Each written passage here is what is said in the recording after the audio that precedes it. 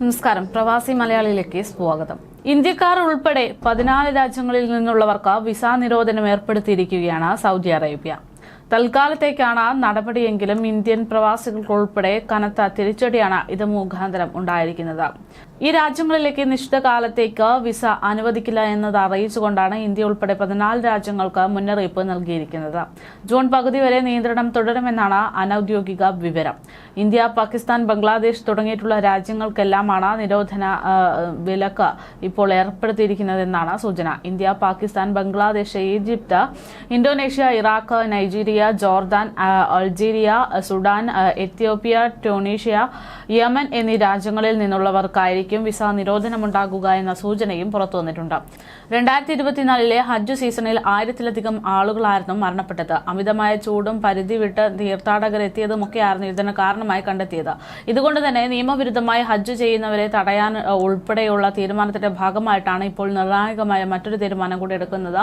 14ഓളം രാജ്യക്കാർക്ക് പ്രവേശനം ഉണ്ടായിരിക്കില്ല എന്നാണ് അറിയിക്കുന്നത്. ബിസിനസ് വിസ, കുടുംബ സന്ദർശന വിസ എന്നിവയെല്ലാം സൗദി അറേബ്യ നിർത്തിവച്ചിരിക്കുകയാണ് എന്നാണ് അന്തർദേശീയ മാധ്യമങ്ങൾ ഇപ്പോൾ റിപ്പോർട്ട് ചെയ്യുന്നത്. ഉംറ തീർത്ഥാടനത്തിന് ഇന്ത്യയിൽ നിന്ന് ലക്ഷക്കണക്കിന് ആളുകൾക്കാണ് ഓരോ വർഷവും സൗദിയിൽ വരാൻ സാധിക്കാറുള്ളത്. പക്ഷേ ഇത്തവണ അത് എത്രത്തോളം സാധ്യമാകും എന്നതിന് സംശയമുണ്ട്. ഉംറ വിസയും താൽക്കാലികമായി നിർത്തിവെക്കപ്പെട്ടിട്ടുണ്ട് എന്നാണ് സൂചന. ഹജ്ജ് തീർത്ഥാടനം സുഗമമാക്കുന്നതിന്റെ ഭാഗമായിട്ടാണ് സൗദി അറേബ്യ 14 രാജ്യങ്ങൾക്ക് ഇത്തരത്തിൽ വിസ നിരോധനം പ്രഖ്യാപിച്ചിരിക്കുന്നത്. മറ്റ് വിസകളിൽ എത്തിയ ഹജ്ജിന് ശ്രമിക്കുന്നവർക്കെതിരെ നടപടി ഉണ്ടാകുമെന്ന് അറിയിക്കുന്നു. ഹജ്ജിന് 20 ലക്ഷത്തിലധികം പേർ പങ്കെടുക്കാറാണ് പതിവ്.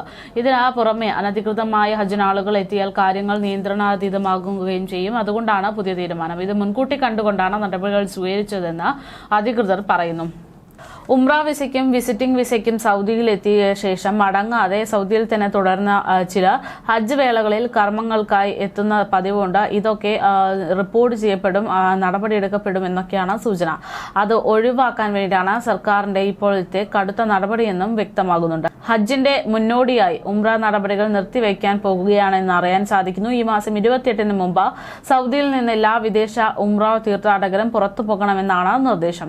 വിസ നിയന്ത്രണം ശക്തമായി നടപ്പിലാക്കി കഴിഞ്ഞാൽ സൗദി പ്രധാനമന്ത്രിയും കിരീടാവകാശിയുമായിട്ടുള്ള മുഹമ്മദ് ബിൻ സൽമാൻ ബന്ധപ്പെട്ട വകുപ്പിന് നിർദ്ദേശം നൽകിയിട്ടുണ്ട്. ഹജ്ജ് വേളയിൽ സൗദി അറേബ്യയുടെ എല്ലാ വകുപ്പുകളുടെയും പ്രവർത്തനം നിർത്തിവെക്കാനാണ് തീരുമാനം. എല്ലാ വകുപ്പുകളും ഹജ്ജ് സുഗമമാക്കുന്നതിനുള്ള നടപടികളിലേക്ക് കടക്കുകയും ചെയ്യണമെന്ന് അറിയിച്ചിട്ടുണ്ട്. ഹജ്ജ് സേവനങ്ങൾക്ക് വേണ്ടി വിദേശ രാജ്യങ്ങളിലെ വോളണ്ടിയർമാരെയും സൗദി അറേബ്യ തേടിക്കൊണ്ടിരിക്കുകയാണ്. വിസിറ്റ് വിസകളും ഉംറ വിസകളും സൗദി അറേബ്യ ഏപ്രിൽ 13 വരെ മാത്രമേ അനുവദിക്കുകയുള്ളൂ എന്നാണ് അറിയാൻ സാധിക്കുന്നത്. ഇതിനുശേഷം ഇപ്പോൾ പ്രഖ്യാപിച്ച നിരോധനം നിലവിൽ വരുമെന്നാണ് അറിയാൻ സാധിക്കുന്നത്. നിരോധനം ഏർപ്പെടുത്തിയ 13 രാജ്യങ്ങളുടെ പേരുകൾ നിലവിൽ പുറത്തുവിട്ടിട്ടില്ല എങ്കിലും ഏകദേശമായിട്ടുള്ള രാജ്യങ്ങളുടെ പേരുകളാണ് സൂചനയായി ലഭിച്ചിരിക്കുന്നത്. ഒരു രാജ്യം ഏതാണെന്ന് അവ്യക്തമായി നിൽക്കുന്ന സാഹചര്യമാണ്. വൈകാതെ ഇത് സംബന്ധിച്ച വിവരങ്ങൾ പുറത്തു വരുമെന്നാണ് പ്രതീക്ഷിക്കുന്നത്.